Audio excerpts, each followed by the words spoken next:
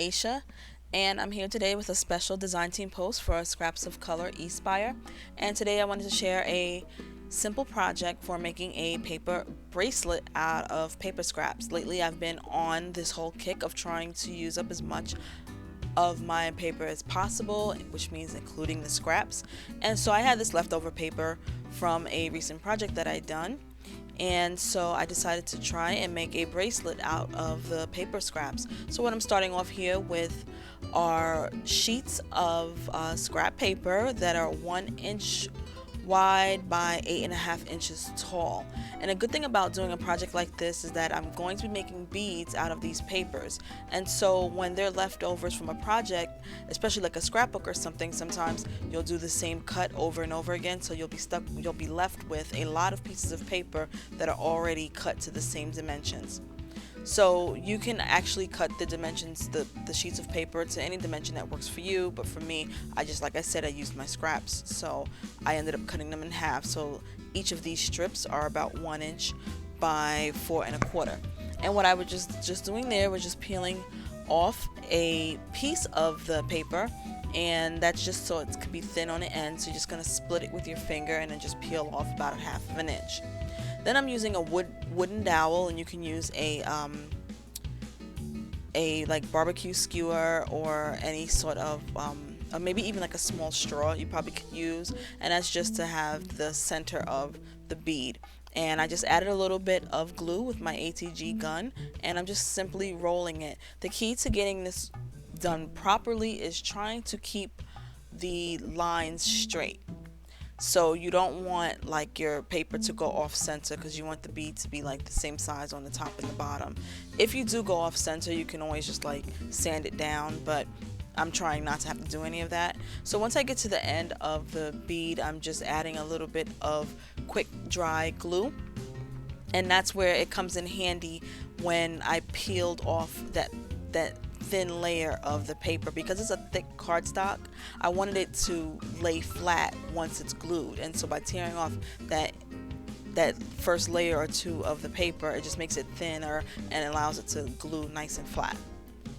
So here I am again, just doing another bead for you, and I decided that you can actually skip the step using the adhesive on the inside with the ATG and just go straight with a liquid glue on the end.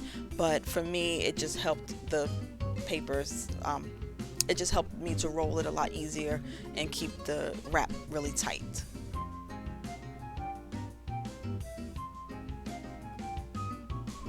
So I went ahead and just completed this process with all of my sheets of paper, and then I'm here with all of my beads.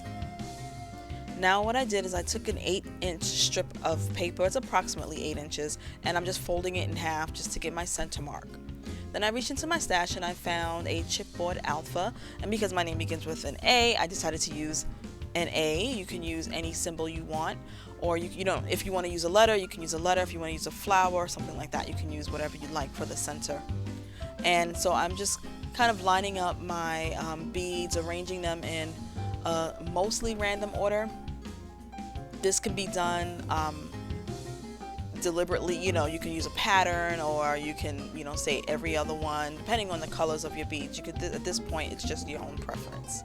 And I'm just going through and counting the beads, making sure that it's equal on both sides.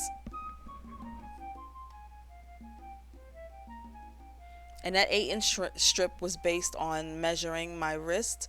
So at this point, you would just make sure that the length of it is going to match the wrist that you are intending to wear the bracelet on. Just there, you saw me pull out some lanyard string, and I pulled 2 strips of lanyard string, and the strips of lanyard string are actually 32 inches each. So I have 2 of them that are 32 inches, and what I did was basically I multiplied the length of the bracelet times 4. Then what I did is took my crocodile and I just punched 2 holes into my Chipboard Alpha, and that is going to allow me to thread my lanyard string through those holes. And I added an eyelet just to make it a little bit more stable, and also adds a nice little splash of like a metallic color. So with the lanyard, I'm feeding it through the hole, and I'm actually doing it where you fold the lanyard in half, stick that loop through the hole, and then pull the two ends out. Once you have the two ends, you are going to thread the bead to the lanyard, and the way that I did that was I just fed each of the ends of the string of the lanyard through each side of the bead and then pull it out on opposite side, and I just continue doing that same process with each of the beads, so it kind of forms like a little bit of a ladder. And the lanyard that I chose is the same kind that like kids used to do like those keychain lanyard things back in the day. I don't know if people are still using them, but anyway, it's just basic lanyard, and you can use any kind of string. You can use fishing wire, you can just use regular rope. At this, again, it's your personal preference. So as you see, I'm just going through and I'm adding each of the beads and making sure that the string is pulled nice and tight, and making sure that everything still stays straight. Once it gets to the end and I use all my beads, I just begin with the opposite side. As you see, I just fed my lanyard through, the hoop of it through, and then I'm pulling it tight. And I actually fed the lanyard in from the top of the letter to the back. In retrospect, to do it over, I probably would have done it from the back to the front. I think that it might allow the letter to lay a little bit flatter once it's sitting on the wrist. So here I'm just beginning to feed my beads, and I'm just making sure that the bead is centered on the bracelet, making sure that it's pulled evenly as possible on both sides. And once that's set up, then I begin stringing the rest of the beads. And I didn't add any sort of protective coating on the beads, like a glossy accents or even like a spray polyurethane type of thing.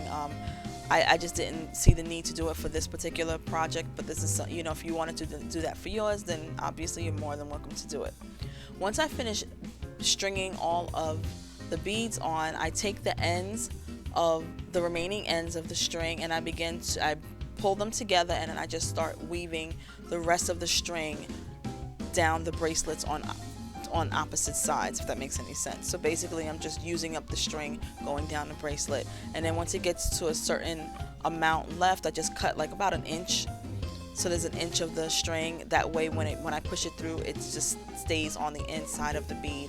And I'm just using a stylus tool, but you can use anything with a point, just to make sure that all of your string is pushed down and everything is flat. And then you can go ahead and follow up with a little bit of glue, just to make sure that it's gonna stay stuck inside of the bead, and that's an optional step. And with that, that's pretty much the end of the bracelet, and there it is on my wrist. And here is a close-up of the bead, so you can kind of see how it all comes together, and it's a seamless finish. Thank you so much for watching. I hope you enjoyed this.